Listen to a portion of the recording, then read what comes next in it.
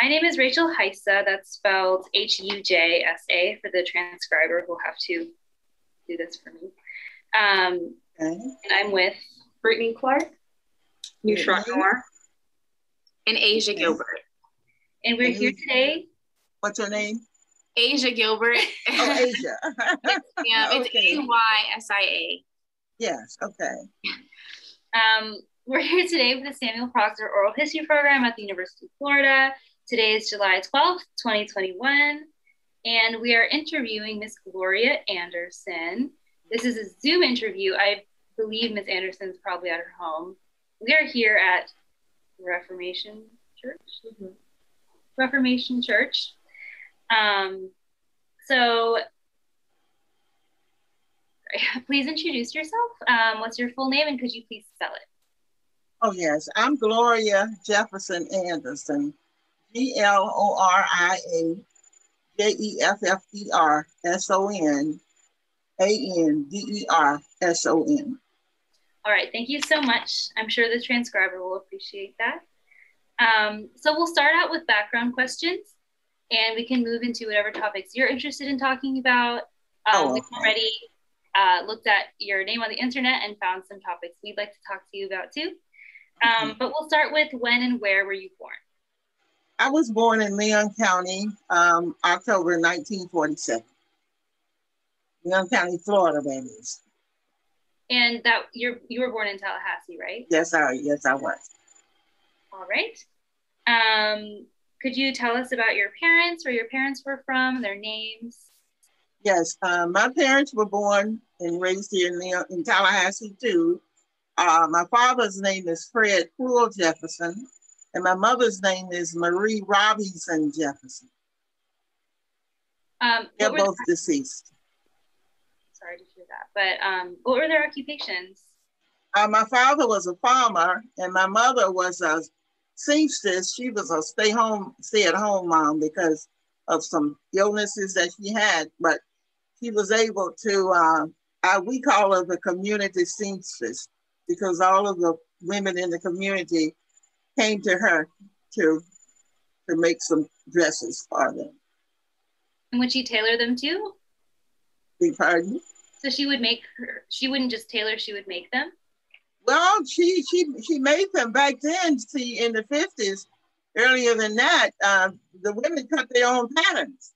And if they cut a pattern, from brown paper, they would be able to use it in so many dress styles. So that was the kind of creativity that they used to sew. Did she teach you how to make clothes like that too? Yes, she did. Yes, she did. There were 9 children in our family, 5 girls and 4 boys. And 3 of the girls learned how to sew from my mother. My mother passed away when I was 9 years old, but I sat beside her at her sewing machine when I was a little girl, and I would see her create a beautiful garment from almost scratch. So I guess after I grew up, I just got to the sewing machine, and there I was for a long time. I made all of my girls' clothes. Oh, really? So you said you were the youngest. Were you the youngest daughter or the youngest sibling? No, I'm not. There were 9 of us, and I'm what they call the knee baby. I'm the second to the last. And so you made clothes for your children. When you were a kid, though, where did your mom source the cloth? Well, back then, when I was growing up in the 50s, they had the 5 and 10 stores. And before that, the families used to buy big sacks of meal and flour in beautifully crafted fabric bags, big, large bags. And once they finished using up all the products in the bags, they would wash it and wash that fabric, and they were in large bags, you see. and they were beautifully printed bags. So they would wash that fabric, and before you know it, you were wearing a dress. It was created from that bag because they were very creative. Mm-hmm. So this is off topic, but I just want to say you don't look like you grew up in the 50s. Oh, yes, I did. You look so young. Yes, I love your hair. Yeah. Thank you. I just had to get that out there. Thank you. So yeah, there's a story behind this hair. I have to get to that later. Oh no, we'd love to hear it. I was born a redhead. Oh, You wow. And I was talking with a gentleman the other day, and my cousin, and he said, you know what? I used to call you Blondie when I was growing up because I had long red hair, and everybody in the community wanted to come to my mother's house, and comb my hair. Aww. And it was rough. It was sort of what do you call it? It was sort of thick. Mm-hmm. And it was, it was hard to comb, but they wanted to come with that Royal Crown hair grease and comb my hair. And I guess they combed it so hard because it was really tough until when I grew up, I never wanted to go to the beauty shop. So did you do your own hair then? Beg pardon? Would you do your own hair then growing up? No, when I was growing up, my mother passed. I was 9 years old when my mother passed away, and I had two older sisters, and one of them knew how to do hair, and so she started taking care of us after my mother passed away. Thank God for my sisters, my two older sisters. They sort of fell into place. One did the cooking, and the other did the house cleaning. Helping us to prepare for school and everything. So. My father never got remarried again, so they took care of him and my other siblings. So we were blessed. Yes. Yeah, I love hearing about older siblings. I have an older sibling myself who took care of me. Oh, do you? Yeah. Yeah. So as we move into your childhood further, do you have any memories about school that you'd like to share, or any memories about... Oh, yes. I grew up about 3 miles from Tallahassee. Back then, they called it the country. And I started school around 1953, I think. And I think they had just started having bus transportation for Black students in Leon County. And my siblings had gone to school, a school called Rainey School, where they had to walk to from the house that they lived in at the time. And so when I started school, we had moved into a new neighborhood over on US 90 Jacksonville Highway at that time. And we were bused to school 10 miles back in the country. Now, there was the other school, the other Black school that they had walked to was about 2 miles away. They didn't give us transportation in 1950. When the county gave us transportation, where we lived, we had to be bused 10 miles back in the country. And I thought I didn't think about it though until I got older. And I kept wondering, well, why did we have to be bused 10 miles back in the country in a community that we knew nothing about? And then when there was a high school, Kate Sullivan was up the street, about 3 miles away. But we were bused 10 miles back. And do you know, we went to school every day on that bus, 10 miles down the US 90 to Chairs Cross Road. And then in the afternoon, on the way back, the bus had to come along all the way Chairs Cross Road to Buck Lake Road. And Buck Lake all the way up. Buck Lake is very hilly here in Tallahassee. And the Buck Lake was so hilly, and they had to let children off because most of these people were children of farm families, and they had to stop along the way and drop the children off. So therefore, that was an experience. But one thing I do remember as a child, when we were going up those hills, and you only saw about one house, up these hills, beautiful hills. And in the springtime, the flowers were so purple and beautiful. And I just remember on that bus riding up that hill and looking out the window, just seeing all those little beautiful flowers. I guess they were wildflowers because they were everywhere. But that was an experience that I'll never forget. Okay, so we might move a little too quickly here, but you had a teacher that was the secretary for Reverend Steele. Oh yes, yeah. Now that's when I got to high school. That was in high school, okay. Okay, yes. I attended the old Lincoln High School. The first Black high school in Florida was Lincoln High School here in Frenchtown. Okay. And it opened up in 1869. And after going to the rural school from first to eighth grade, then we had to go to the Lincoln High School, Lincoln High School for high school.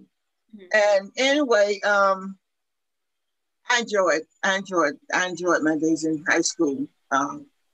Just enjoying life, being a teenager, friends and all. And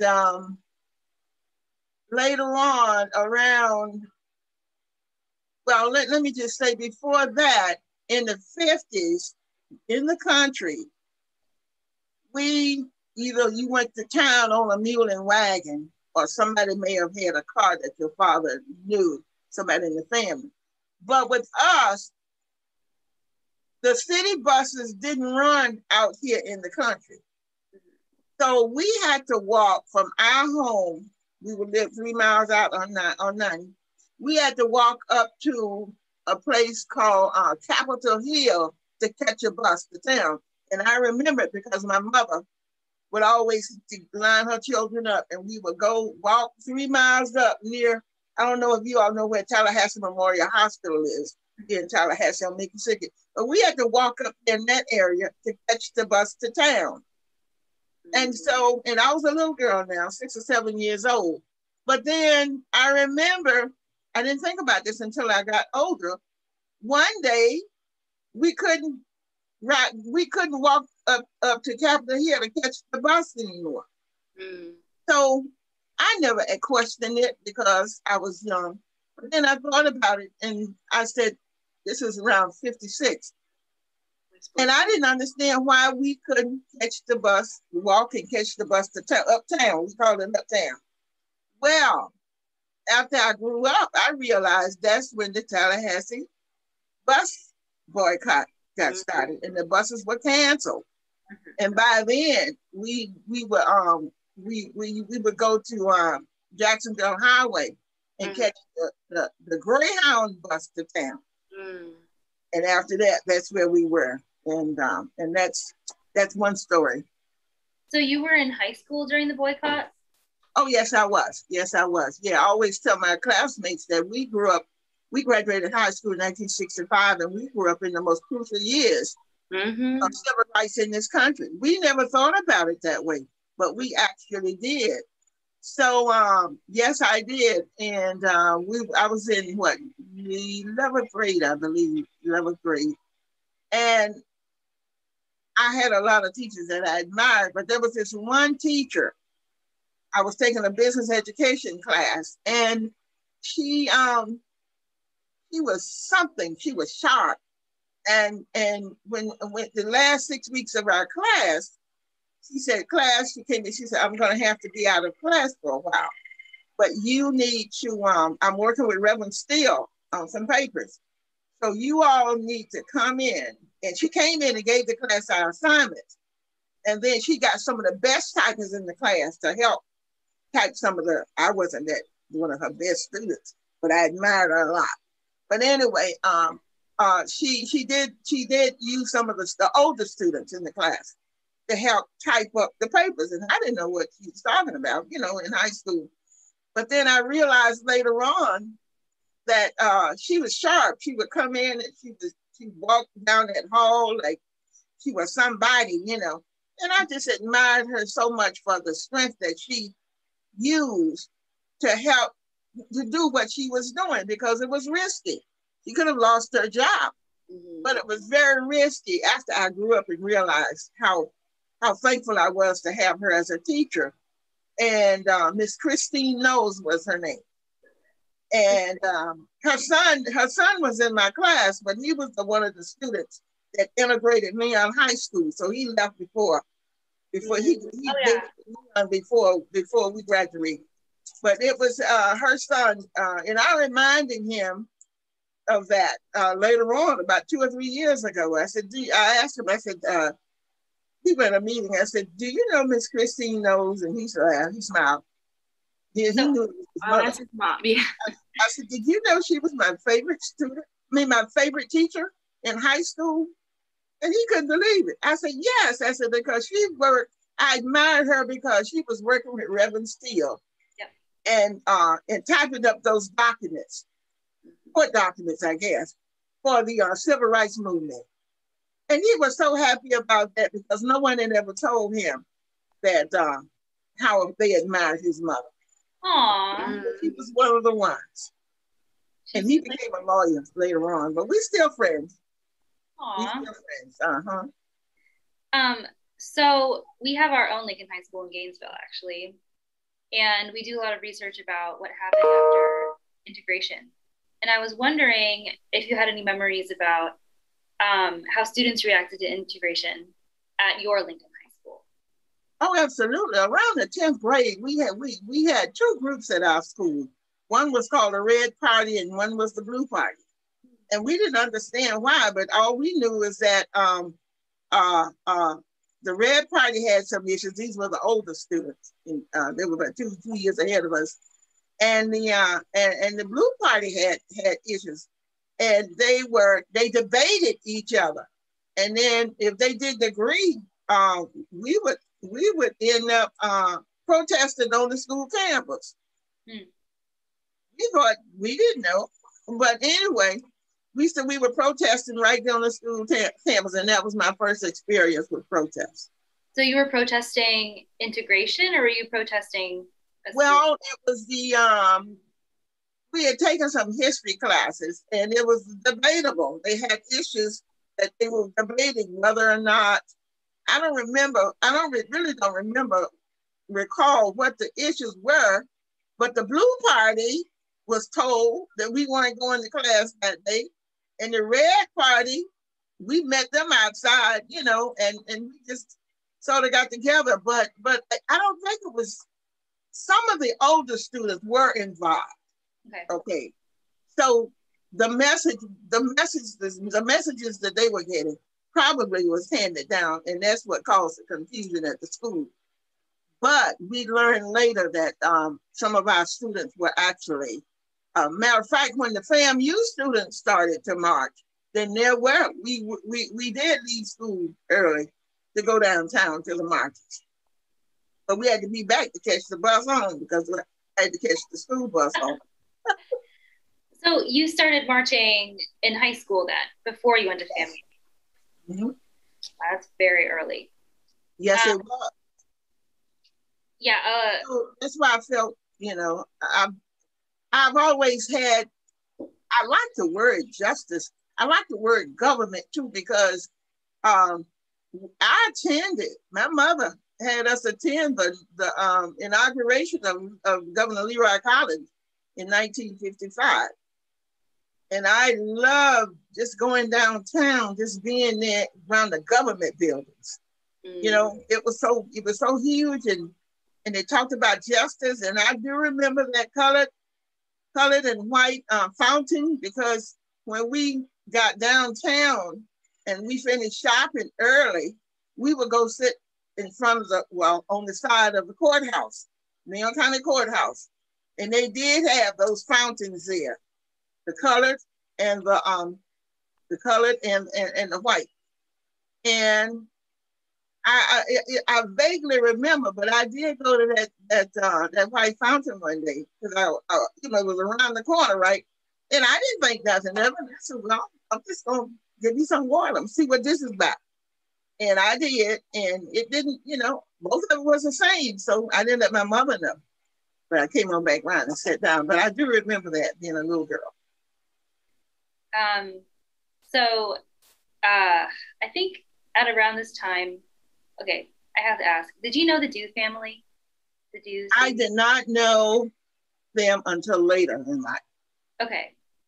So I read that because of her letter from Leon County Jail, Martin Luther King kind of put a spotlight briefly on Tallahassee.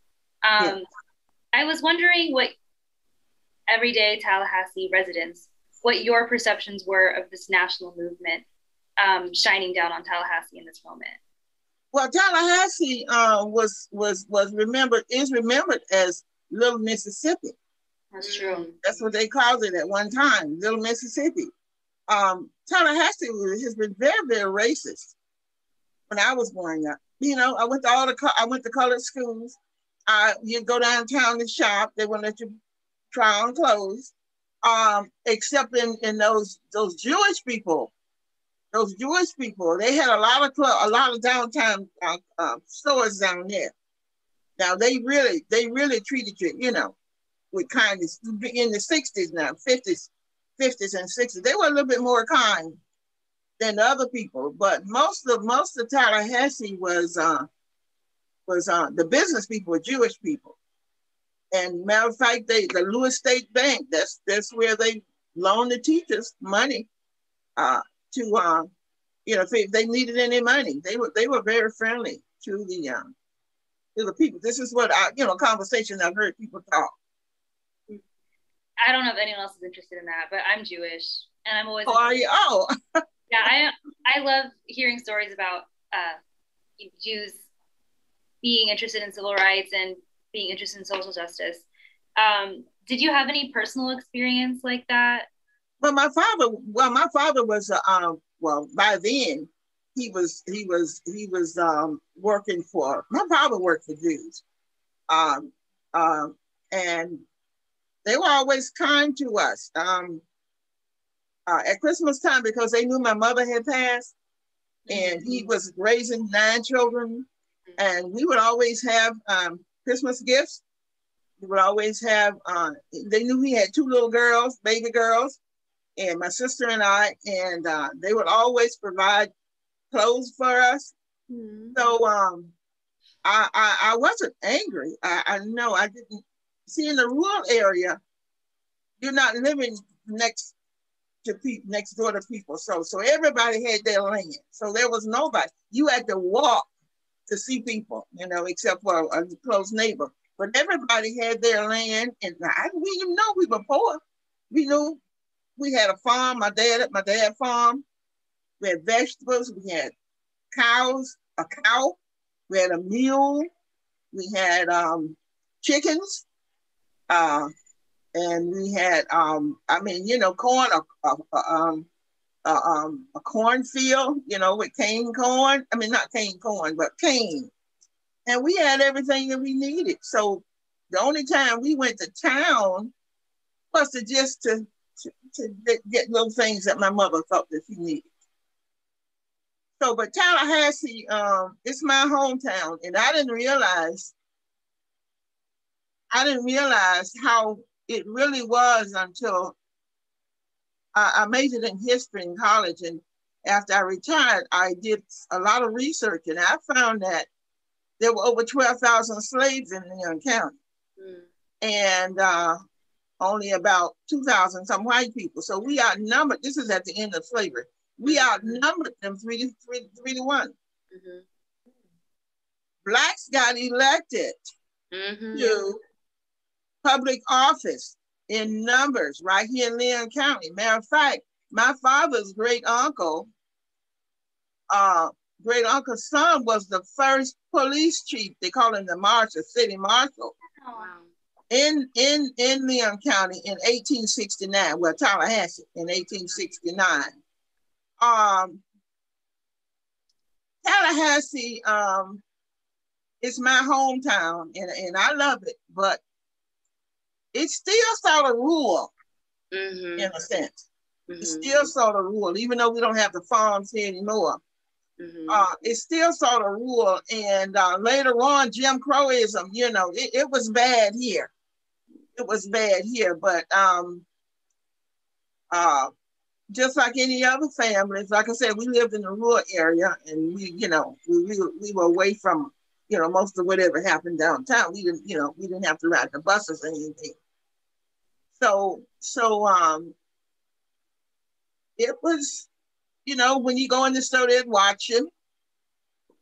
They'd walk behind you and walk you, and just do things that, one place that we like to shop was McCory's downtown. The wooden floors. McCory's, can you spell that again? Oh, McCory's. capital MCCRORY, McCrory's. Okay. It was a 5 and 10. Okay. And there was when you walk in the store from Monroe Street, there was a food counters, and of course the store merchandise. But on the other side, back in the corner, was the colored section.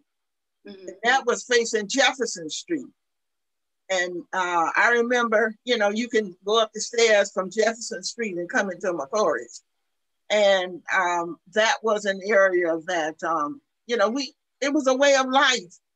We didn't ask any questions. This is the way it was. And so I remember the people, the ladies and men talking and, congregating over there where they were buying food.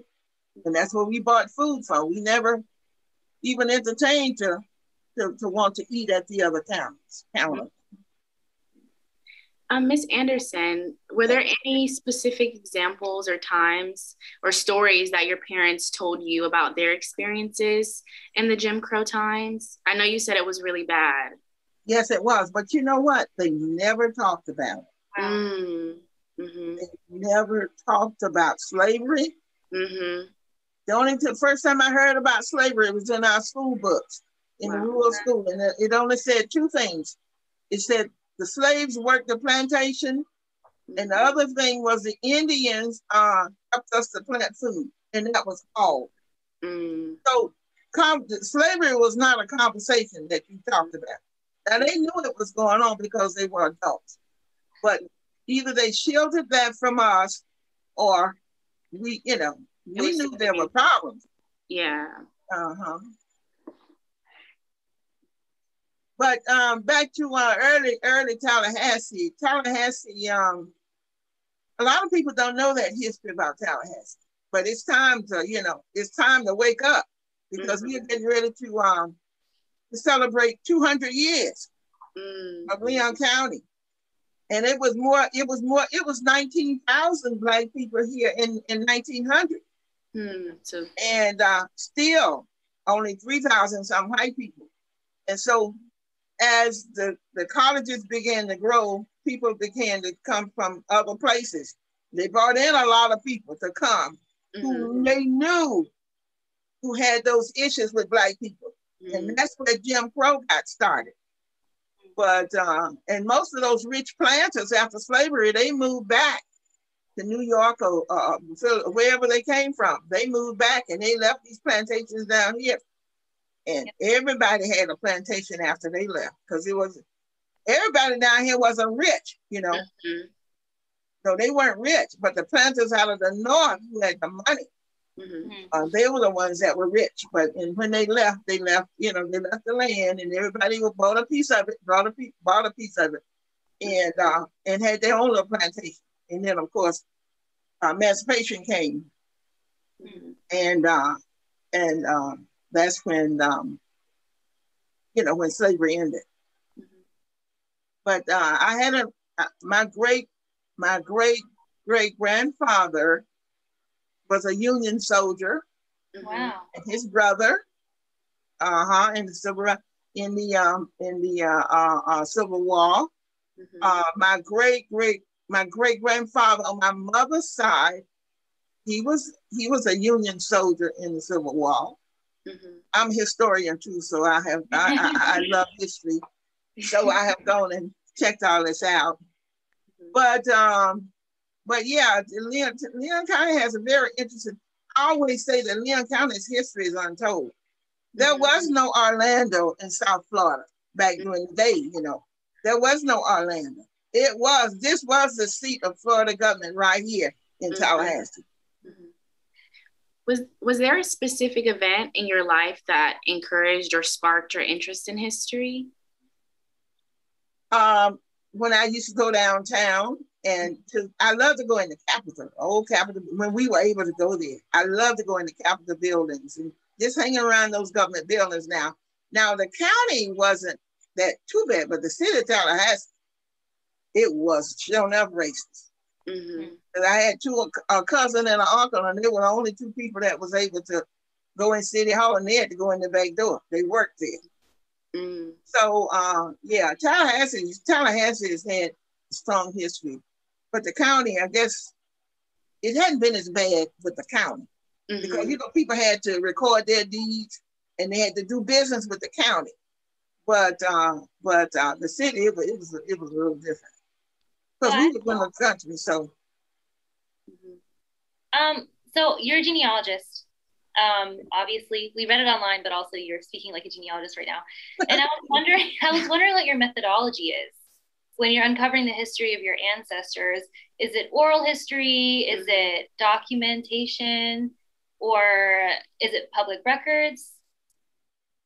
Well, I tell you, it's all of them, all of the above. But the most that's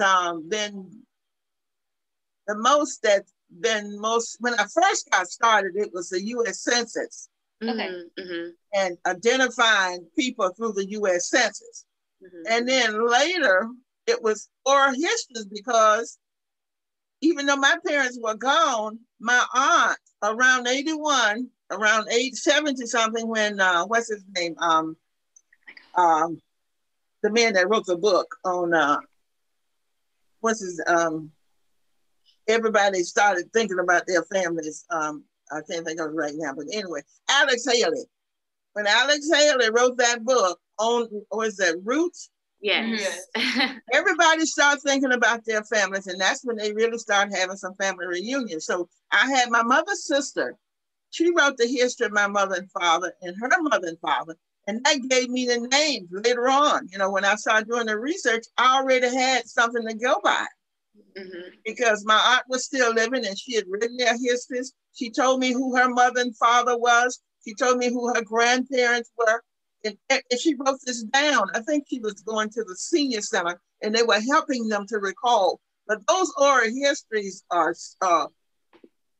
I have some stories to tell about oral histories. Oh, we'd love to hear them. Especially coming from people who still around. Because I was able to, I told you my father's people were, I found that they were on El Destino plantation, beginning in the early 1800s.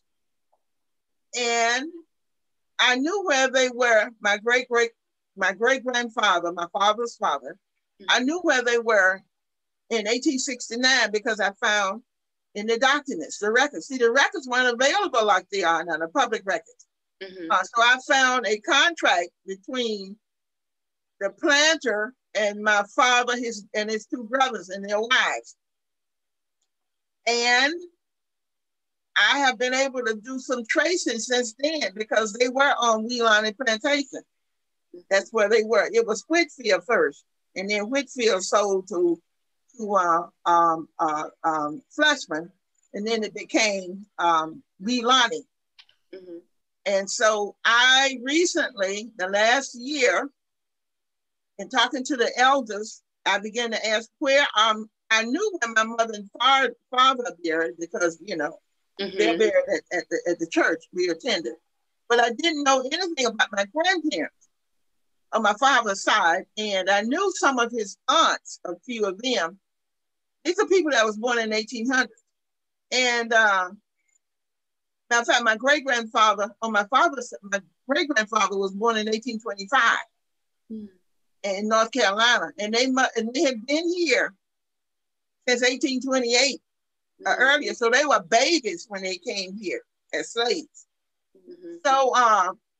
So in talking to some of the elders one day, I asked a friend of mine, a church friend, and I asked if he knew my father's family, and I said, well, where are these old people buried? He said, them Cruels? Oh yeah, I know, they buried in in New Hope Cemetery on Wheelani Plantation. Where is that? I knew where Wheelani was. And so I knew one of the deacons at the church because, you know, we all these country churches used to get together. So I'd be there go there all the time. And I asked the deacon at the church, I said, well, tell me, I find that my father's people are buried at New Hope Cemetery on Wheelani. And he said, well, you know where Tesserina is a church out there on Wheelani Plantation. He said, right in front of Tesserina, there's this road. And across the fence, the old fence behind the church is New Hope Cemetery. Wow. And that's where we just got it. The state came in and helped us to get that graveyard certified. Mm-hmm. And we're still in the process of working because a lot of things happening out there, you know, with some developments. Mm-hmm. So that's going to impact that graveyard. So that's where we're working. That's the project. That's one of the projects we're working on right now. Yeah, what is the process? So you have to determine that it's a historic site. Yes, and it is historic. So I guess you use your own family genealogy to help preserve this cemetery for other Absolutely, people. Because when you look at, first of all, I found out what census they were on. Mm-hmm. And the census that they were on is the census that Wheelani Plantation is on. Mm.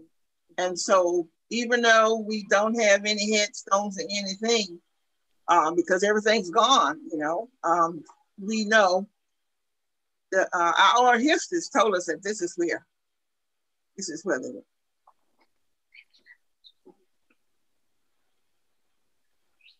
And so how is the process? I know that you said that there's some development going on. Is there pushback from people that are trying to come in and develop in the area around? Oh, absolutely. Absolutely. That was already in plan until I started researching, asking questions about where my ancestors were buried. Mm-hmm. Because and that's when in 2019, 2020, mm-hmm. when I found out, and we go to the site all the time for meetings. So we have called a coalition of people together. Mm-hmm. And, you know, we'll just it's still in progress. We don't know what's going to happen. I do know that they have some things going on out there. Yeah. Have you met any? I read that there was around 12 families that were in that site. Have you met anyone else whose family or ancestors were buried there as well? Oh, absolutely. And most of them.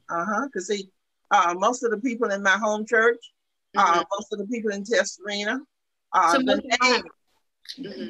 Most of y'all had grown up together. Oh, yeah. Oh, wow. That's cool. Yeah. Yeah. Mm-hmm. Yeah, so we're actually not allowed to be in this room, so we have to move. Oh, you gotta move? Yes. So if y'all just want to like talk about, you don't have to continue the interview as we're moving. You can if you want, but if you want to talk about. Oh, because I haven't started the interview yet, have I? Because I hadn't said anything about the women of SCLC. Oh yes, ma'am. We're not. Yeah, we can. We're about to move, so. How long will it be? We're just moving, so it'll be about 5 minutes. Is that okay if we? So just stay where I am. Yes, ma'am. Yes. Oh, okay. I'll stay where I am. Yeah. Okay. I'm so sorry about this. We're just gonna stop the camera and mute ourselves while we move everything. Okay. Okay. I'll stay right here. Okay. Thank you. Okay. Oh. Hi. Okay. I'm here. We're back. Sorry. Okay. A new scenery. All right. Okay. I wanted to ask you really quick. We read that there was a bill that was shot down in the House floor concerning kind of preserving these kinds of cemeteries and these historical sites. Did you have like any interaction with it? Has it affected any of the work that you do and like your talks about pushback and stuff like that? Well, I'll tell you, that bill has been passed. Governor DeSantis has signed it, but not only that, it started in Congress because there was a lot of input from different communities, and I know there was an article that was that came out in June of 2020 about this particular project, the We Learning Project here in Tallahassee, and it was in the USA Today, and they featured me in that article in Tallahassee Democrat. And there were other parts of the country, especially in South Carolina, these areas in the South. And so Congress approved, I think it was Public Law 1179. They approved it, went through Congress in January of this year. So it is the law that these they've created a commission on the preservation of African-American cemeteries. And that's what you saw as a result of that. That's what you saw the state of Florida did. So that's good news. Yes, congratulations. Thank you. That's good news because if I hadn't asked those elders, I wouldn't know. Exactly. I would have been totally, I would not have known. I would not have known what was going on out there in that community, because see, in the rural community where we used to congregate, we don't do that anymore, because as the old people die out, then we move closer to the city and we don't have that direct contact as we did back in the days when we were segregated. So yeah, that's good news. That's very good news. And we're very happy about that. That's amazing to hear. Does that speed up your process at all anymore now that you have like more like state support? Oh, absolutely. Absolutely. Now, I don't know. They are going to set up a commission here in the state of Florida. And they are going to have people from these areas, I guess I'm not sure how many people, but Leon County most certainly has been impacted, and that's not the only burial ground for those enslaved people. Because most of the people working as tenant farmers came out of slavery. And those are former slaves that's buried there in some of these graves. And then their descendants. My great-grandfather had 16 children born on this plantation. And some of them died before they left that as tenant farmers, left that area. So yes, it's going to make a very, very different kind of impact in this community, with Leon County having over 12,000 slaves. See, and they're buried somewhere, because some of these graveyards are newer graveyards. You know, but and then before the preservation of the graveyards came into being, see, blacks could not be accessed because it was private property. See, it was private property of the plantation, the old plantation owners, their descendants. But now, if anyone finds a graveyard where they think they're descendants, it needs to be investigated, and there's a law that they cannot be withheld from going to that area. So that's a good thing. Did you have any questions about education?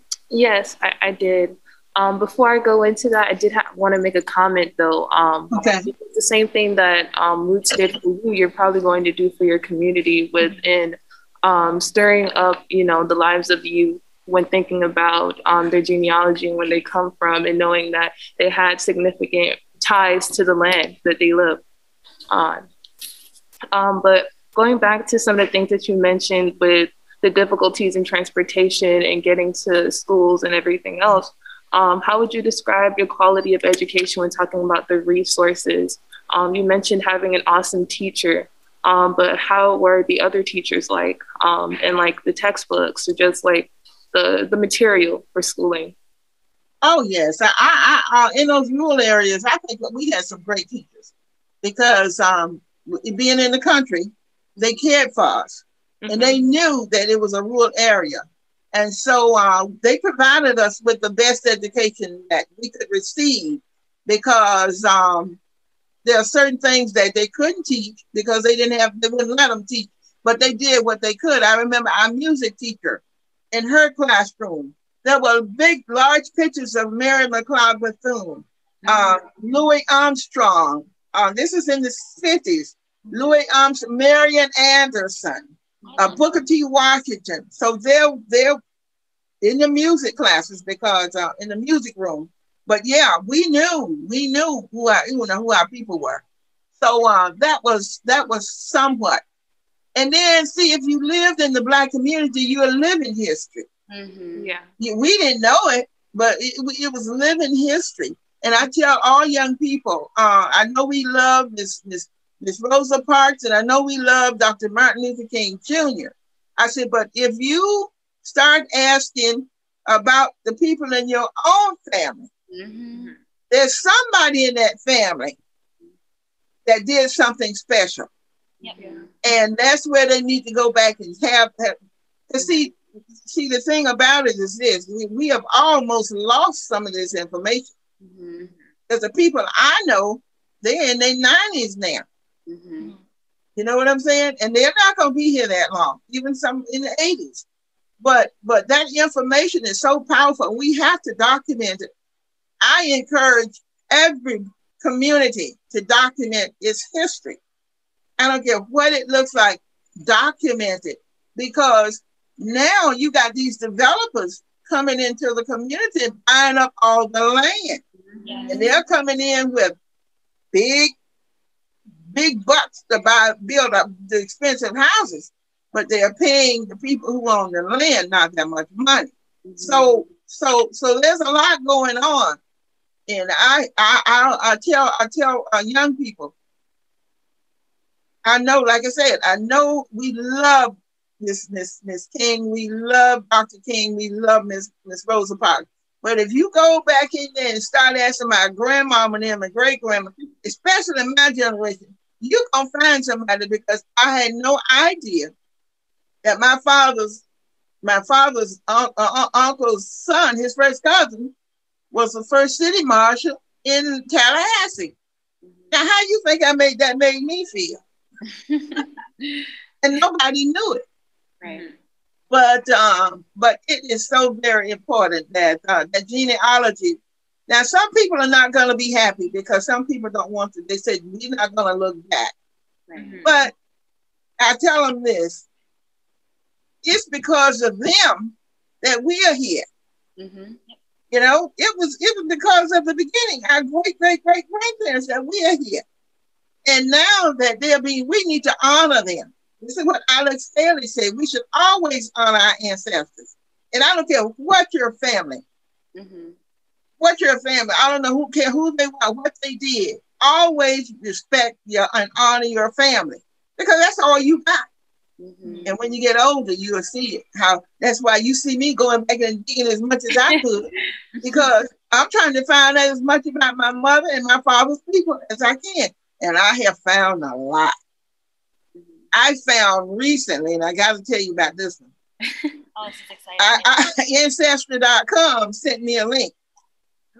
And Ancestry.com says, well, here's a link to Jefferson, my Jefferson tree. And so I said, let me go and see what they're talking about, what this is. And lo and behold, it was a World War II draft card from my father. Wow. My father never mentioned to us that he was in the World War II, but it was there's something they call the CCC camp, and all of the Black men had to sign up. And later the CCC camp became a part of the Army. So here's a World War II draft, and I'm looking at, I got my father's picture over here, and I'm saying, Dad, well, first of all, when I found out where his ancestors were, I came and cried. I said, Dad, I found your people. Okay. My father passed away in 1965. And so, and then when I found out that he was a veteran or so, I did Memorial Day go and put a flag on his grave. So, and I see what I'm telling you, I have to tell you, just like the family, they don't know it either. I have brothers and sisters who don't know that, but I have to tell them. And that's why we got to get the word in these children, so that I got books. Y'all see my house is just like a library. I got books and folders, and because we are the last of our mother's generation. Okay. You all are still pretty young, but we are the last of that generation. If we don't get the word to our young people, then who's going to get it? How will they know? I'm talking about from just like your family and your family and your family. How will they know if we don't take what our mothers and fathers told us of what we have learned and share it with them and write it down so they will have it? Because when we are gone, then they won't have anything.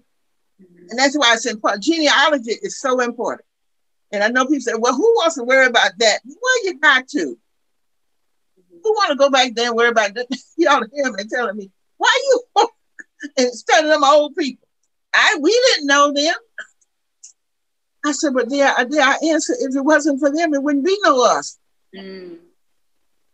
So I like that your passion started early. You mentioned how, you had that you walked around your city and that you found historical ties connected with the area you were living in. And my question is, how do you feel early youth involvement shaped the progression of your life? Okay, I used to ask my father lots of questions, and I guess I was the only one. I don't know. But anyway, he gave me the answers. So I used to say, well, Daddy, who are your people? I knew some of his aunts, because one of his aunts had to come live with us after my mother passed away. And I knew her, and then I knew some of the others who from the church. We all went to the same church together. And but I didn't know. I said, well, who is your mother? Because he never, they never mentioned, because people were gone. He said, my mother's name is Mary Ann, and my grandma's name is Swanee, and she's an Indian. Could you spell that? Swanee? Yeah. Oh, let me see, Swanee. Swaunee. Okay, thank you. Swanee, yeah, Swanee. Like the Swanee River. Yeah, I've heard and he said she was an Indian. And so I said, wow, I didn't know. I didn't think nothing of it until I got up and realized that Swanee was for real. And she was an Indian, because they used to talk about my father used to wear a dress to school. My sisters and brothers would laugh at it. And we would laugh, a dress? Why would a boy have to wear a dress? He wasn't a normal boy. He was an Indian boy. And you remember them things that they used to wear? So a lot of things that after he's gone is really, really coming back to us. And there's a whole story on how the Blacks and the Indians got together out there in that area. So yeah, the Black Seminoles, right? Big pardon? Was she Sewanee was her name, or was that her affiliation? What's her name? Was she Seminole? No, she was a Cherokee. A Cherokee. Okay. Could you tell us a story? You said there's an entire story. Could you tell us a little bit about it? About Swanee? About how the Blacks and the Indians or the natives got together. Oh, yeah. Now, I'm not going to ever get to right. Well, what happened? It goes back to when Andrew Jackson came from the North during the Civil War. During the war of the Indian American War. Came to the South. He was given the task of going and wipe out all these Indian villages. I'm gonna make it short. Well, one of the tasks was to go to Miccosukee. Y'all heard of Miccosukee community? The Miccosukee Indians that they sent down there to Hollywood, Florida, they got brothers and sisters still up here. Okay, they got some kin people still up here. My grandma was one, Swanee. Anyway, so when the Indians heard that Andrew Jackson, this is 1817, 1819, heard that Andrew Jackson was coming, the Indians was everywhere. All this land belonged to the Indians. They were everywhere. In Miccosukee, the Miccosukee Road runs to Miccosukee, okay, for the Tuscarora Churches thing. Where We Lonnie Plantation is between Miccosukee and Centerville Road. The men sent the women, the children, and the elderly in the woods to get away, and some of them ran because he was coming to kill all of them. But they sent those Indians, those men, some of those Indians in the woods, in the swamp area. And they ended up in different places. But Andrew Jackson did come down, and they did burn the villages and took everything those people had. And the Indians fought now. They fought it. But anyway, and then later on, I don't know, the treaty must have sent them down there in South Florida, down there to Hollywood, Florida. But all them that they had ran in the woods, they intermarried with slaves. And that's how I don't know how my grandma got here, but I think that's how she got here. She was already here. Her people were already here. Mm-hmm. So I'm still working on that story, but at least that's a good start. Thank you. They were fiercely fought against colonizers too. Pretty amazing story. I could ask you a million questions, but it's been an hour. I feel like we should probably move into the SCLC. Okay, yeah, I think so too. Well, now that you all have my story, let me give you the story of women of SCLC. I started going to the mass meetings in around 68 at my husband's church. Oh. And his people were very involved with the movement. And so we would go to the meetings there. In 69, we got married. But anyway, I met a lot of people along that way. And since Reverend Steele was the president at the time, and they were meeting at Bethel AME Church. Mm-hmm.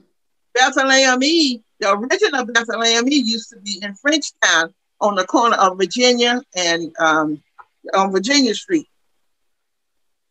We would go there at the old church. It was, these gorgeous old churches. They're so beautiful. But anyway, that's where we went. And then, of course, when Bethel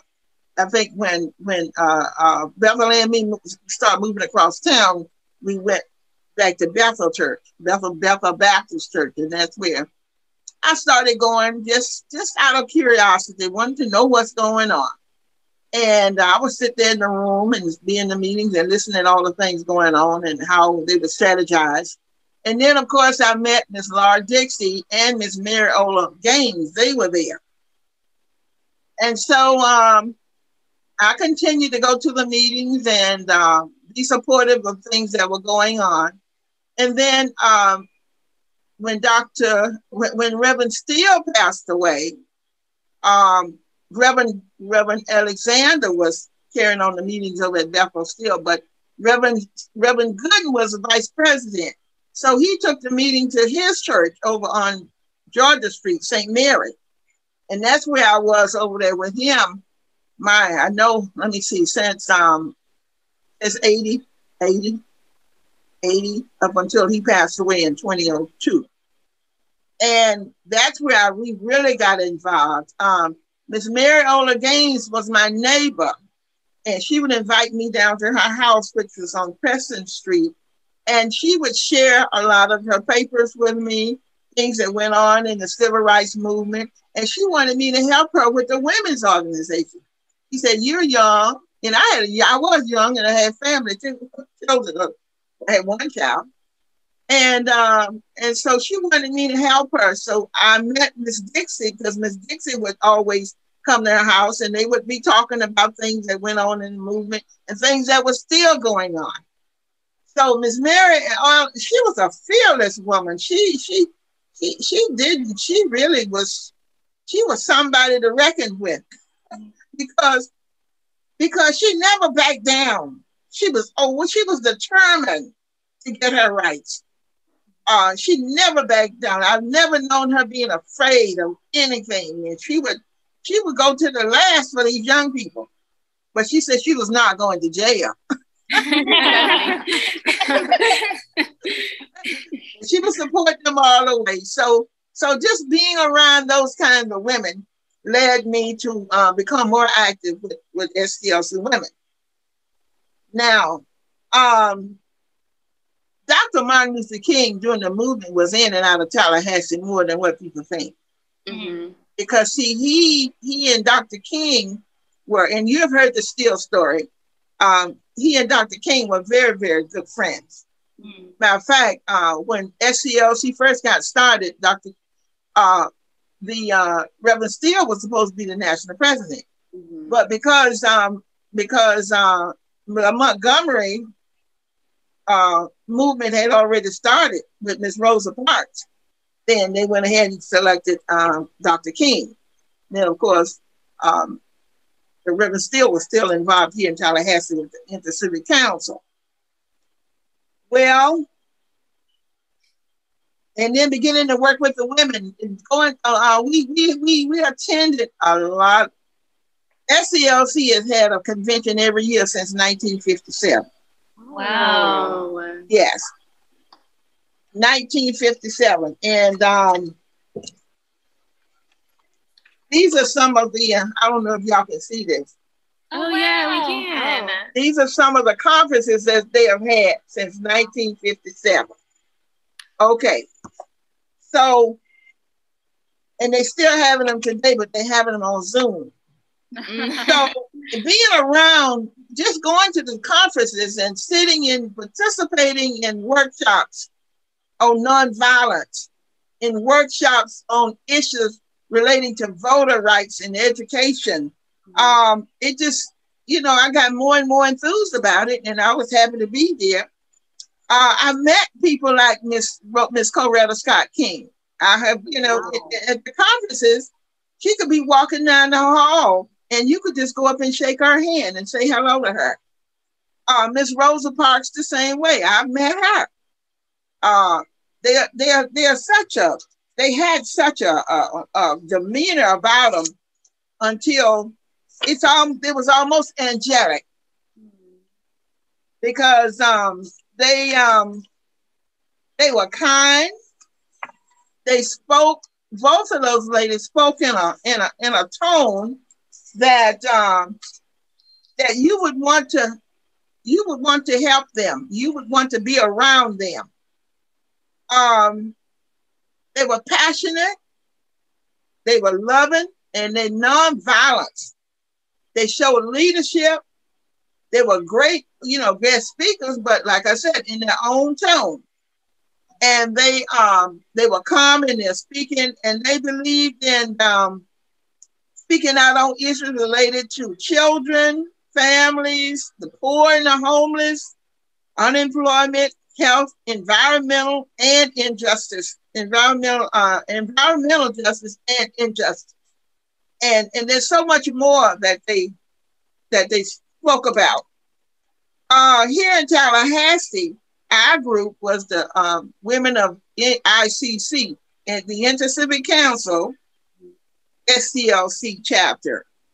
And this is where Miss Mariola Gaines, my mentor, and also Miss Laura Dixie, my mentor, this is where I met them and I began to work with them until Mrs. Evelyn Lowry, Joseph Lowry's wife. I've been in workshops with her. All of these women believed in nonviolence, and they were all most were the wives of the noted civil rights leaders. Mm-hmm. This is Juanita Abernathy, Dr. Abernathy's wife. I met Andrew Young's wife, but she was the second wife that I met. So Carolyn, I've been around her. Miss Johnny Carr from the Montgomery Improvement Association. Mm-hmm. All of these women, they all spoke the same language in their own way. In Tallahassee, there are some other women that, there's some that I work with right now, and that's our chair, Mother Queen Bruton. She's one that, she has a story to tell too. Wait, what's her name? Miss Mother Queen Bruton. Can you spell that last name? Bruton. Okay, thank you. Okay, yeah, she has a story to tell too, because she was a member of Reverend Good's church, and she saw a lot of action coming from him. Now, here's some other women that, the women, here are the women of the ICC. Oh, wow. Oh, These are the original women of the ICC, and I'm going to name them in a minute. But on the end, we have Miss Daisy Young. Miss Daisy Young worked at Florida A&M University in the as a registrar. She was very. Oh, you taking pictures? Yes, I wanted to take a picture of this. I can send you copies of this. I have this on my computer, so I can send. Thank you. Send it to you. And okay. and this is Miss. I knew Daisy Young. Miss Packard. I did not know Miss Packard. I believe she had left town by the time that I came around. I know Miss Williams. Miss Williams is still alive. Her name is Miss Inez Williams. She's still alive now. This is Miss Willie K. Perkins. This is my husband's great aunt. She's a Kershaw. She's a Kershaw, Willie Kershaw Perkins. See, I married into a family that was already into the movement. Now this Miss Laura Dixie. Y'all heard of Miss Laura Dixie? Yeah. She's one of the women of SC, fearless too, but she had a little gumption about her. She said if anybody hit her, she was gonna hit back. Yeah. Okay. This is Miss Willie Mae Fisher. Miss Willie Mae Fisher is still alive. Out of all this group, there are two women that are still alive, and they're still here in Tallahassee. Miss Willie Mae Fisher. And on the end here is Miss Mary Ola Gaines. Yeah. She passed away in 1997. But these are the women that that I most admired here in Tallahassee. But now there are some others that are unknown, and I have a list of them. Ooh. And I'm gonna send you this list too because it's important. Because you're gonna see these pictures everywhere, but you won't see these ladies' pictures. Reverend Bernice Clausell. Reverend Bernice Clausell worked she and her husband worked very closely with Reverend Steele. Could you also spell that last name? I'm sorry. Oh, Clausell, Claussell. Okay, there it goes. Okay, cool. Okay, and then Miss Christine Knowles. Y'all heard me talk about Miss Knowles. Okay, they were all. Miss Christine Knowles was a member of Reverend Steele's church, and therefore she was the one who was doing all the dictating, during the movement and typing up all the documents. Miss Frances, Dr. Frances Stallworth. Dr. Frances Stallworth was her father was a foot soldier, and so Dr. Frances is one of the people that in the move. I call them movement ladies because they were always called on to sing at the mass meetings. Dr. Frances Stallworth, she's still alive. She's retired from FAMU. And she told me she was the roommate of Carrie Patterson during the movement. You know, Carrie and Wilhelmina Jakes. I heard of those two. Carrie Patterson and Wilhelmina Jakes.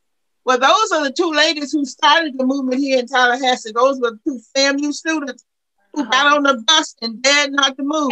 Yes. Okay.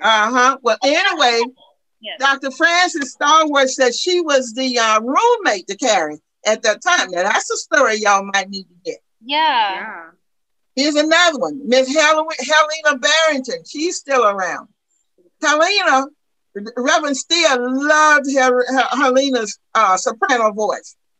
These are, I call them the women of the music women of the civil rights movement here in Tallahassee. Those two voices. And then there's another one, Reverend Dr. Mabel Sherman. He's the same soprano over at Reverend Steele's church. Okay. And Miss Eula Brown. Miss Eula Brown was a part of as a foot soldier. He has a story to tell, and I think she has some family that's still over in Bethel Baptist. Miss Picola Randolph. Miss Picola Randolph was a secretary on FAMU's campus. she took a lot of notes, and she may have them still because she worked like Mrs. Knowles. She worked along with Reverend Steele too, and documented. Miss Colette Warren, Miss Warren, she passed away, but she was a very dear friend of Mrs. Lois Brock Steele. I was Reverend Steele's wife. And then of course Miss Sarah Simmons. Miss Sarah is still around. She's the one. She was a fearless woman. Oh, I'm sorry. Could you repeat? It's our internet is bad. I'll send this to you. Okay. I've been taking notes though too, I promise. Oh, okay, yeah. I'll send this to you, and you can just refer back to when Yeah. We were on Miss Piccola Randolph. Oh, Piccola Randolph. She was one of the secretaries that did the recording of all of those notes that Reverend Steele in the movement. And I'm sure she has some in our records today, but no one has probably reached out to them. I'm going to have to reach out to them now that I'm talking to you all. But I'll send you this list and you can see. I have a little notation by their names. Thank you. Thank you so much. We would love to interview. Okay. Now, here's something you probably don't know. This is Mrs. Lois Brock Steele. This is Reverend Steele's wife. Okay. She's so pretty. Oh, wow. She's gorgeous. Yeah, she's so This is his wife. He passed away. You know, she had a rough time because they wouldn't give her a job because her husband was a civil rights leader here, and that's how Jim Crow worked. Mm-hmm. He suffered a lot. But anyway, she made it. She's a beautiful lady. So beautiful. She was the best friend to Mrs. Coretta Scott King. Wow. Listen, now she died in 1983. Guess who did her eulogy? Coretta Scott King. Yes. Wow. She came to Tallahassee to eulogize her friend. Wow. And I was there. Aww. Isn't that wonderful? Yeah. There's a lot of history here. Mm-hmm. See, all of this needs to be put. I have to get to the museum in a minute, right? Okay. So now, the things that, as far as what STLC is meant to me, and especially working with the women, we have been able to, some of the programs that they coordinate at the national level, they send it down to the local level to work with too. Mm. So some of the projects that we support would be, a couple of us were on the committee, the SCLC women were on the committee for the civil rights sidewalk that you've seen maybe downtown Tallahassee. Yeah, I've seen pictures of that. Yeah, we were on that committee. We co-planned, the women, the SCLC women co-planned the 50th anniversary of the Tallahassee bus boycott. Wow. Yep. 2006. Yep. Yeah, we wrote that plan. And we let the politicians take it over, and they had the money. So anyway, we gave them the plan because listen, we had been going to these conferences, and the other chapters were sharing information with us, right? And so we had the documentation on how to plan that 50th anniversary. Mm-hmm. So we were there. We were told we needed to sponsor youth oratorical contest and get students a chance to perform, to recite, and meet other students from around the world. Wow. We had youth pageants here in Tallahassee, where we helped raise funds to help support the national organization. Everything that we did was not only to support our local group, but also the national office. We participated in many nonviolent trainings, and the youth did too, because that's important. And that's one thing I was concerned about with Black Lives Matter. On these movements in the 50s and the 60s, those students were trained. There was CORE, there was SNCC, there was the STLC, there was the NAACP. They had actual training over in Mississippi and all these other places. But when I saw Black Lives Matter, I said, now who has trained those students to go up against what they going up against violence? Yeah. Because they will learn, we will learn that you can't fight violence with violence. Somebody has to be bigger. And that's how with Dr. King and the issues of his love. Love is a thing that changed people in the 50s and the 60s, because it was rougher than what it is today. But I was really concerned about what was going to happen to the Black Lives Matter. Now they have made a difference, but it's just that that violence, that non-violence thing, is really important, and we need to teach it in our children, because when Dr. King left now, he left us the 6 principles of nonviolence. And if we had taught them to our children, and we still need to go back and teach them today, they would know how to negotiate situations that they get caught up in without having to fight right, or kill somebody. So I think I'm gonna talk to my ladies and see. We need to make some recommendations here. Mm-hmm. Things that work. Listen, we are in a day now that we're gonna have to go back to the U.S. Constitution and clear up some of these issues that we are experiencing today, and also the Freedmen's Bureau Act.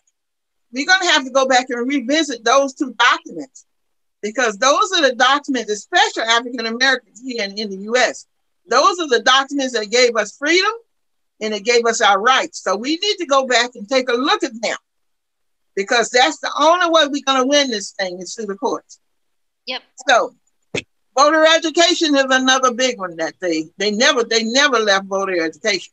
Mm-hmm. Matter of fact, I was looking at a document that they had put out after 30 years after the right to vote.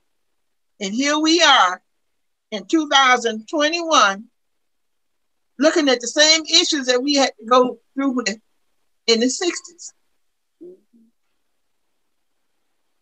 There's still, the struggle continues. Yep. The struggle continues. And now you see why we have to honor our people. Now, some of the things that, and this is my ending right here. Some of the things that we're looking at, some of the SCLC women for consideration. We need to organize a Tallahassee chapter of the veterans of the Civil Rights Movement. That's very good. Yeah. Because even though they are gone, we need to have some place to honor, a wall or something to honor all these people before they get away from here. I mean, many of them are gone already, but thousands of people participated in the marches. We need to identify local churches that were involved in the civil rights movement. And I'm just sharing some things that I feel that we as a group need to do here in Tallahassee. We need to organize a petition to the legislature to exonerate those 500 FAMU students that were arrested during the civil rights movement. Yep. It's still on their record. I was on a tour bus going to the 50th anniversary of the March on Washington. I didn't go to the first one. My dad wouldn't let me go. He said he loved for me to go, but he just couldn't let me go. I was there on the 20th now in 65. Oh. We were there in 30 years from that. What, 20th was what? 70. 20 years. 70. 85. No, 80. But we went to the 30th one. I was there for the 30th anniversary in Washington. And it was good. And then I went back to the 50s. But anyway, those students, I met a lady on that bus and we were talking about the movement. She said she was in the movement in Tallahassee and she was a retired teacher. And she said she had retired, but when she went back to apply for a job, in her school district after school job, she said this came up on her record. Wow. Because they were arrested, you know. Yeah. And so therefore, those records need to be exonerated, just like Dr. Haley did down in St. Augustine. They got those people's records exonerated. So we need to work. We need some work here in Tallahassee. And we have been supporting the local initiative to build a civil rights museum in Tallahassee. Yes. When I first went to Montgomery, Alabama, in the Rosa Parks Museum, they had all of Reverend Steele and they had a bus with Reverend Steele and Reverend Speed sitting on it. In their museum, all of Tallahassee's history was in Montgomery. Yeah. And we don't have a place here in Tallahassee. The State Department has done wonderful, but they have so much other stuff that they have to work with. But we need a civil rights museum in Tallahassee because see, our young people won't, in their families, they're not going to get to Washington, D.C. to see that big old museum up there. How many people? Atlanta has built their own in the South. Florida does not have a civil rights museum. Yeah. And so we're going to work with the University of Florida, with Dr. Ortiz, work with his group, because we need one. Yeah. And y'all know we had really four movements here in Tallahassee, right? The first movement was in Woodworth, and someone's going to be interviewing Bernice Presley today or sometime, because she was one of those 7 students. There were 7 students who originally they went down in 1960, went down to Woodworth. But they sat down, they weren't served, and you'll hear her story. She has a story to tell, and they left. That's an undocumented. The second one were the Freedom Riders came through Tallahassee. Yeah. All right. And then the second one was the Tallahassee bus boycott. And then the Freedom Riders, and then the Tallahassee sit-ins. Yep. Now, if that ain't enough history in Tallahassee to create a museum, I don't know what. But anyway, that's my story. And I'm so happy to have shared it with you today.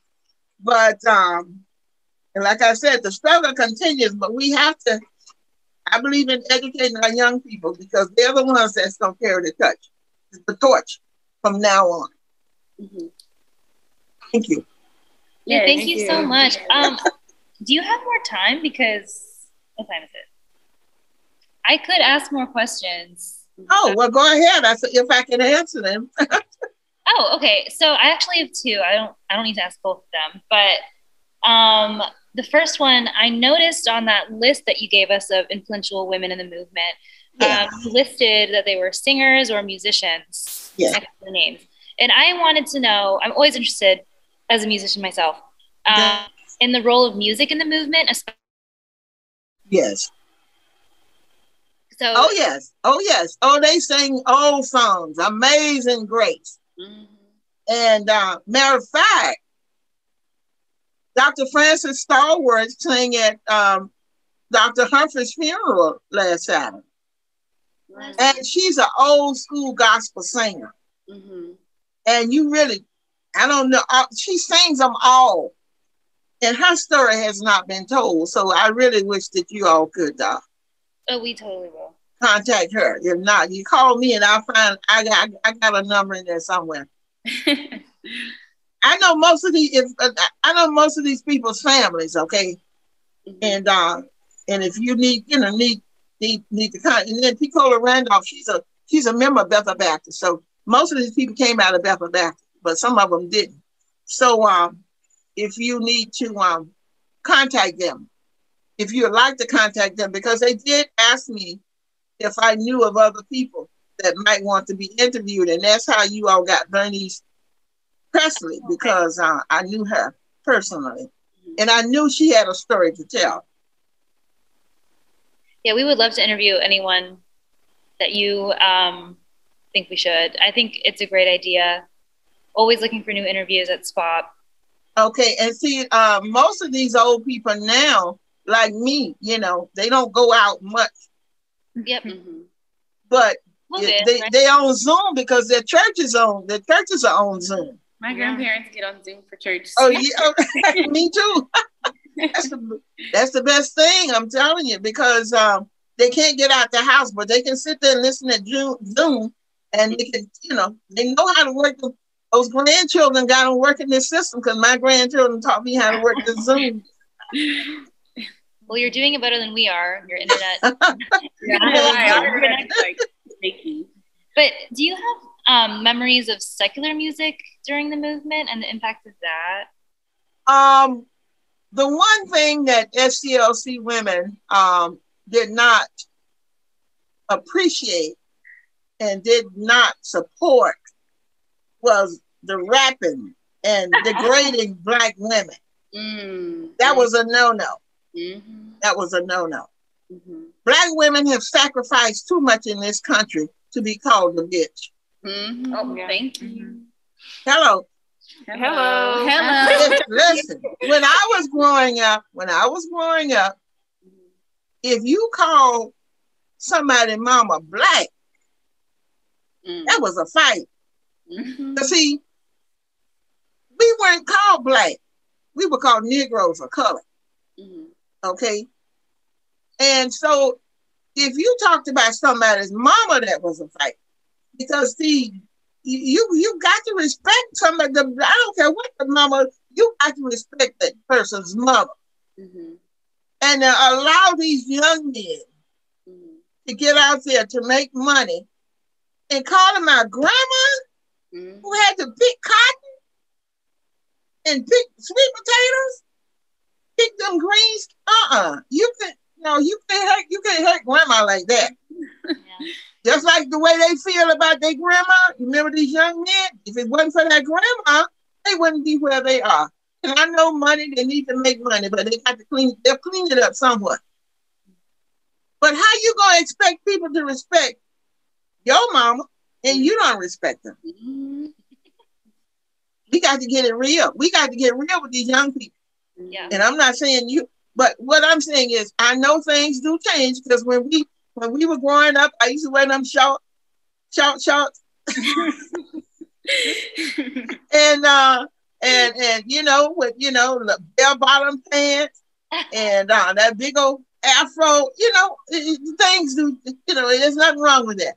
But it's just that some of it just, I think, go a little bit too far. Yeah. The respect can't change. The respect.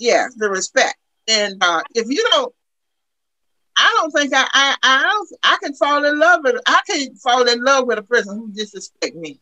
Yep. That's some of my boyfriends. Wow. That's why you didn't marry them. Oh, well, my husband's gone, so. But yeah, my husband knows me. He knew me. He knew me. Yeah. That respect thing means a lot to me. It really does. Because I saw my father, he respected my mother. Yep. And I saw the church pastor respecting his wife. Yep. And so I saw men in my community. Now, what they may have, but they respected the wife.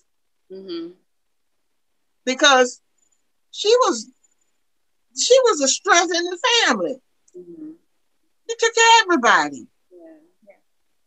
So we have to demand that we respect our ancestors. Definitely. I wanted to ask. Okay. I wanted to ask: was there any involvement? Because I know you spoke of the attire that you wore. Was there any involvement with the Black Power movement during the? You were gonna. Yeah. During oh yes, I was working at. This was in the 70s. Oh yes, the liberation movement. I know some of them. Yeah. I wasn't involved, but yes, the university campus had students involved in that movement, and the Mississippi Freedom Movement really did bring out a lot of things. As a result of. They brought out feeding programs to help poor communities, voter registration, And most of those programs were started by the Black Panthers. Yeah. Black Panthers of North in California. So, and then community health centers. I know where I used to direct the Smith Williams Center in the Bond community. And we had one of the first community health centers, the Bond Community Health Center, in the Bond community. Because one of the doctors who came from the community, when he got his degree and everything, came back to his practice, he also set up a volunteer clinic and had some of his friend doctors come in. They came in different shifts, but they came in to help the poor people with health care. And I'm telling you, it worked. Mm-hmm. It really worked. So all of these movements came out of the daycare, came out of the Black Panther movement. Mm-hmm. So yes, they did some good things. They just, had their way of doing them, but they did some great things to help the community. Mm-hmm. I wanted to know how it was like, I guess, pushing for nonviolence during that time, the Black Power movement, and how people were advocating against arming themselves for protection. Like, how was it like for you as a growing leader within the SCLC?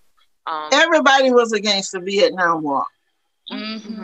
Mm-hmm. Sending those soldiers over there to get killed, and they knew they were going to lose that war. Yeah. Everybody was against that war. I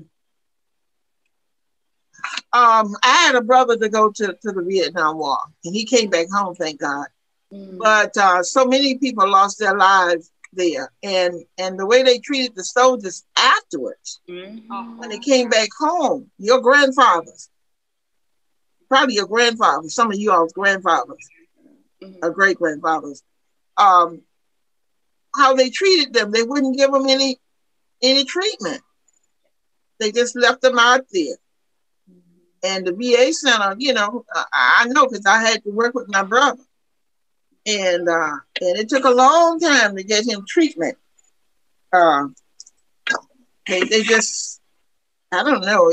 Hopefully it'll get better in this administration. But that's an area that needs to be looked at. But what was your question again? I went off. So it was basically just around how you were still, I guess, promoting nonviolence during what time? Oh yes. That was the only way to go. Because you can't fight violence. You can't fight. Who's gonna win? Nonviolence was the way to go. How do you negotiate? Go about negotiating a fight. When we were growing up, we used to fight, but after a while, we'd be friends again. Mm-hmm. He took my pencil, and that was a fight. But after he gave my pencil back, we were friends again. Mm-hmm. But now it's that nonviolence is the way to go, and we're gonna have to get back to it. Yeah. The recommendation, SCL, I'm gonna recommend. As a matter of fact, they're having a national conference coming up this week. I'm going to recommend that there needs to be that nonviolence need to get back into our churches, need to get in our schools, our communities, wherever people meet. They need to hear something about on the TV, on the billboards. They put all that other stuff up there on that, but they need to do something about this nonviolence. That is the way to go. It has worked in almost every place that got their freedom after Dr. King. Mm-hmm. It worked in Africa. It worked in South America. Yep. It worked. Of course, it worked here in the U.S. The Philippines. Mm-hmm. Power movement. I wanted to ask something really quick, just regarding this conversation about nonviolence and stuff. And because we mentioned SNCC in the past and stuff like that, because Stokely Carmichael, he at one point said that nonviolence only works when your oppressor has a conscience and the United States has none. And I feel like a lot of the time in the movement of today, as you mentioned, because you said you had some concerns about Black Lives Matter and like the movement work of today, it seems that a lot of people are kind of like, yes, adhering to nonviolent principles, but I think more and more people are kind of looking to see if there are alternate routes. And I just wanted to know, like, what is your comments on like, and your thoughts on like the movement of today and how it seems that nonviolence is becoming more and more of like a disenchantment among young organizers and young activists in the movement today? I know, but we've got to, like they used to say in SCLC, we need to redeem the soul of America. Yeah. We got to go back. We really got to go back. We are headed in some uncharted territory that nobody's going to win. Yeah. We've got to go back to redeem the soul of America. And that's how we were able to get as far as we did. And I understand, the Black Panther Party and what they were, the need for certain things, but violently. I guess I've been still around these nonviolent people so long. I just believe that you need to debate an issue. You need to negotiate because you can't keep killing each other. Somebody's got to say, wait, hey, man, come on, let's work this thing out. I don't know. Like I said, that was 50 years ago. But no, that was 70 years ago. My goodness. 2020, right? Yeah. This is 2020. That was about 70 years ago. Wow. We are getting older, aren't we? But there are still some messages out there. There's still some messengers out there and messages. Because there are still some people that need to be heard before they leave. Yeah. There are some people out there, and I know a lot of them are gone, and I know Dr. King is not around, but there are some people. We just have to find out who they are. Because many of them, like I said, are in their 90s. Most of those people that were in the movies in the 70s, they're in the 60s, 50s. They're almost 90, they're in their 90s. But there are some messages there that we may have to put Dr. Lowry, go pull up some of his messages, because you remember Joseph Lowry? Was he a pastor? Yes, he was. Reverend Joseph Lowry. He was the president of SCLC for years. Ms. Evelyn Lowry's husband. He knew how to work with young people. He really did. And I think if his messages, if you go back and listen to his messages back then, you can still use them today. Because the U.S. was a model, it really worked. It helped people all over the world. And now here we are.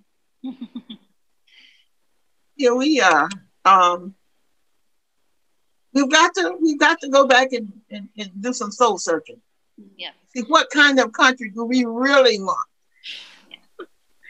I wanted to ask if you believe that there's a difference between nonviolence versus self-defense. For example, the Black Panthers for self-defense, or the Deacons of Defense, they weren't necessarily trying to be violent, but rather than protect themselves from the violence that was perpetuated against them. Do you believe that there is a difference? Because I agree with your saying now, like, maybe people don't have training to handle the situations.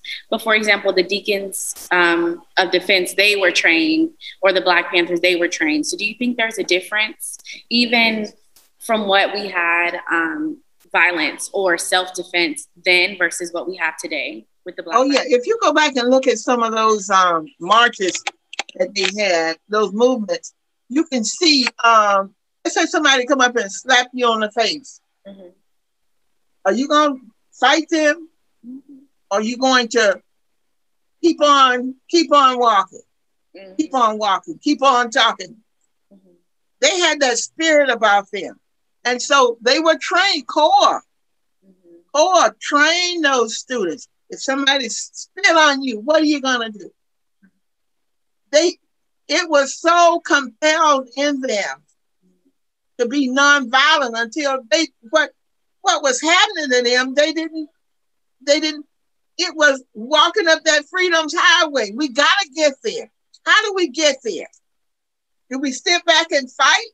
Or do we keep on walking? Keep on marching up that King's Highway? Were you given that same training in the LC? Absolutely. Every time we went to a conference, and you know, they used to go all over the country training. But for some reason, after, you know, sometimes the dream hasn't died, but they don't do it as often, I don't think, as they used to, because it seems they need to, you know, years ago, when I used to go in my later years and going to the conventions, I realized that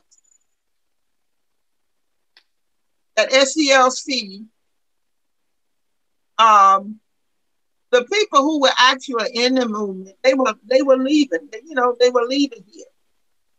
And so one thing I realized is this, and I recommended it to the national office: make sure you train these new people coming in to be your president, because they weren't in the movement, they weren't around people in the movement, and they're coming in saying, "I'm the president of this," and don't know, and never been to a public meeting. So that was a problem. So that training is very, very important. That leadership training is very, very important. It'll work, but you got to start. You just got to, if you're going to fight right. You know what I'm saying? That's what Mrs. Lowry say. If you're going to fight right. But you can't fight with these guns. You know, we need them. Suppose somebody attack us tomorrow.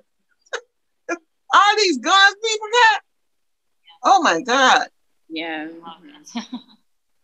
They just walk around with all these weapons. And no policies in place to protect anybody. And no policies to protect anybody. Yeah. What's going to happen to your children? We already see it. Anyway, I'm, you know, I think like that sometimes because I don't know everything, but I do know that I thank God that He has brought me on this journey, and it's a journey that I've learned a lot from a lot of people. You know, I was younger, but I was around them, and I could see the passion that they had for the young people and moving forward, and it worked. And now we have got to some kind of way rekindle that spirit. That's what they always say in civil rights. We got to rekindle that spirit so that you young people can have a life. You know, you young, and you'll be getting out there. And not only that, you don't know where you're going to end up. And I talk to college students. I tell them, I said, this professors too. I said, listen. I said, Tallahassee, for example. Let's say you guys graduate, and then you got this interviews over there in China or in these foreign countries, and you sitting around the table with all your knowledge and ready to go to work and all that. And the first question they ask you, "Oh, I see that you're from Florida. Tell me about those civil rights movements in Florida." And you sit there like, they're talking about the one in Tallahassee, and they're talking about the one in St. Augustine. So that's why I tell professors, you got to educate your children more than just, you got to educate them so that they'll know. And know something about your hometown, where you come from. Know something about that history. That's learning, because I've known people who have gone out in this world have done some great things. But you know, the one thing that they say was most pleasant to them when they got old was back in that neighborhood they grew up in, and them old people who surrounded them and told them that you can do it, a girl, you can do it. That's what they most remember. And those are the kinds of things that we have to instill in our young people. Don't ever forget where you come from. I know things are different than what it was, But there's somebody in your family, I still say, that can be your Dr. King, or that can be your Miss Coretta Scott King, Miss Rosa Parks. Somebody who stood up for something in your own family. That's all I got. Thank you. And I just wanted to say, I hope that whenever they do build the Civil Rights Museum, that you are included in it, because you've done so much for your community, and we just appreciate you for having this interview with us. Oh, well, thank you. I just love to talk, talk about it. Most of my older friends, they get on I talk to Miss Mother Bruton all the time. She's still around.